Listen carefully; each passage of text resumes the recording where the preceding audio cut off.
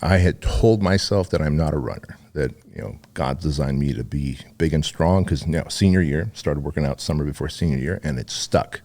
And then living in Southern California, where the Mexican border is, not too far. Yeah.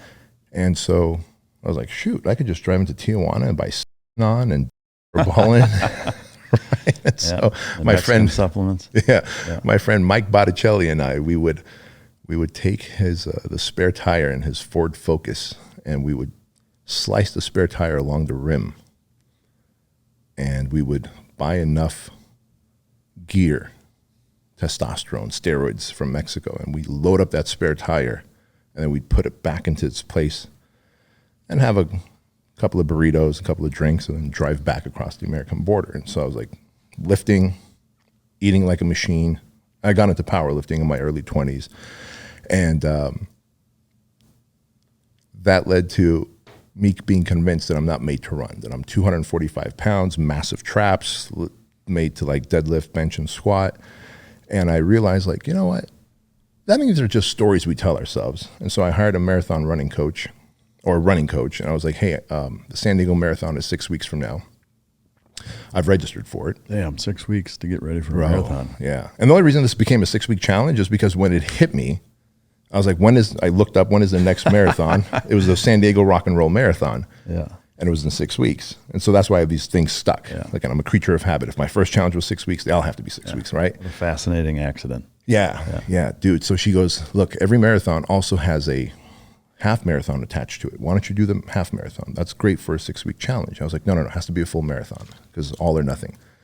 So long and short of it, I trained for 6 weeks, but about 4 weeks in, Mike, when you're running from Chino Hills and you get to Diamond Bar, like a city, 2 cities away, and you see the sign that says, welcome to Diamond Bar.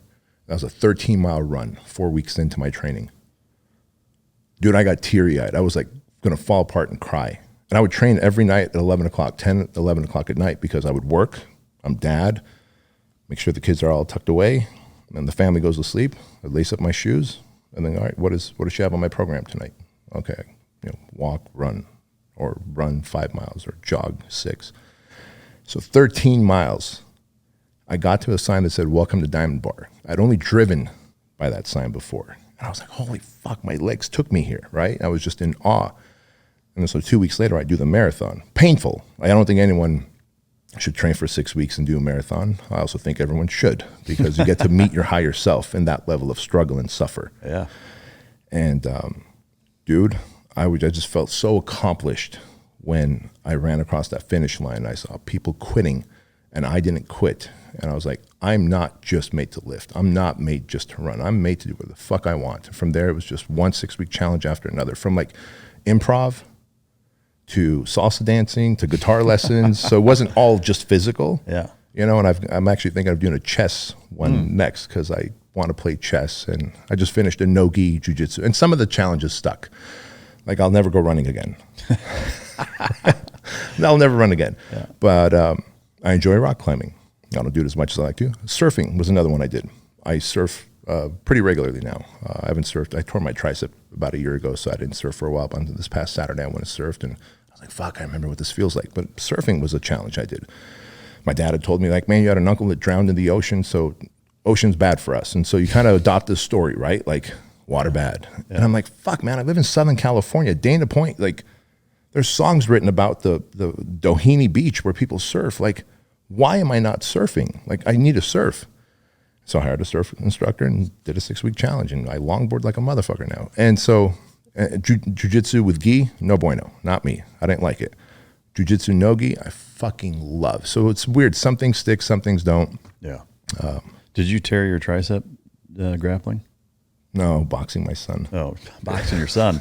Yeah, threw left cross, and he checked me.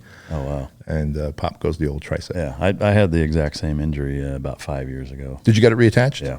Shit, I haven't had mine reattached yet. I mean, mine was a full tear, like with an avulsion fracture, so it pulled some of the bone from my elbow up. I mean, it had to be repaired. Got it. Yeah. But it happened to me doing jiu-jitsu, and it took about a year and a half before I could do everything normal again. I mean, it took forever for that thing to heal. But yeah. Is there a rhyme or reason that drives these challenges? Are they random? How do you come up with them? I've got this mindset of never peak. The best is yet to come.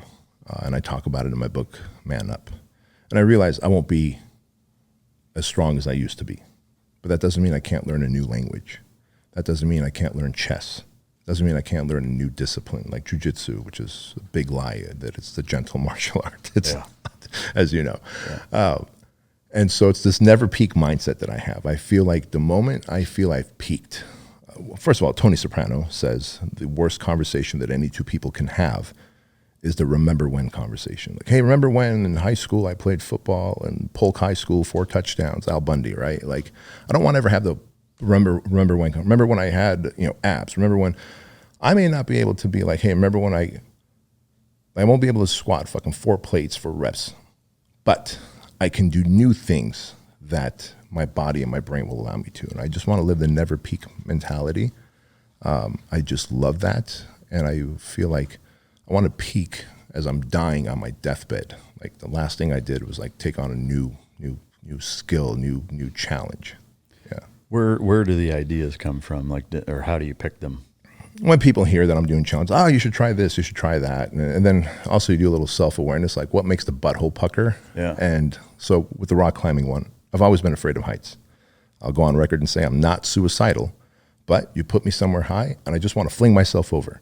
Really? I don't know what it is because I feel like if I do it, at least I have control over it because I'm going to fall any minute anyways, right? Yeah. And so a fun story there. Are you familiar with Joshua Tree in Southern California? I'm not.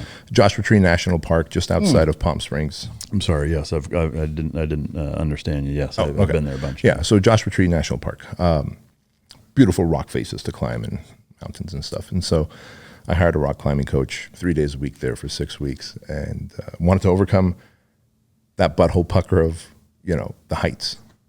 And so I don't know what belay means. I don't know what these special shoes are that they're giving me. And he's explaining to me, like, these shoes, like as you step in these little A cups in the wall,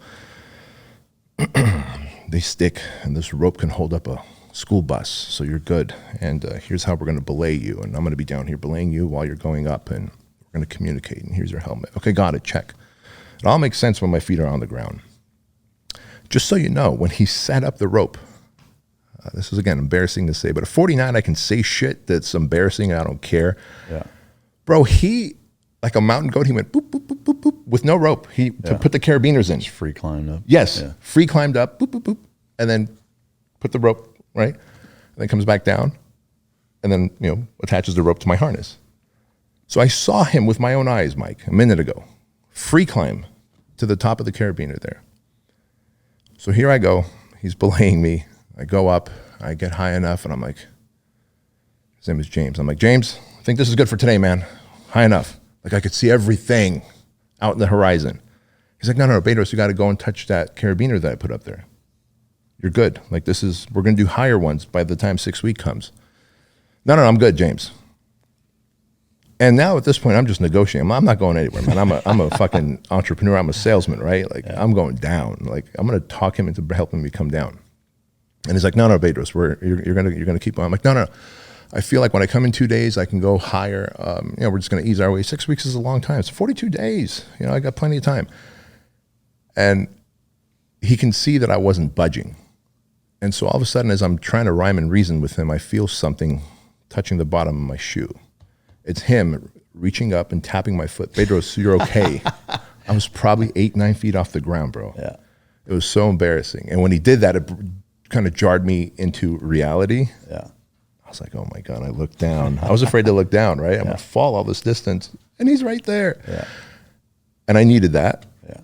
And then off I went. Yeah. And, but I'll find the things that make my heart flutter, that make my butthole pucker.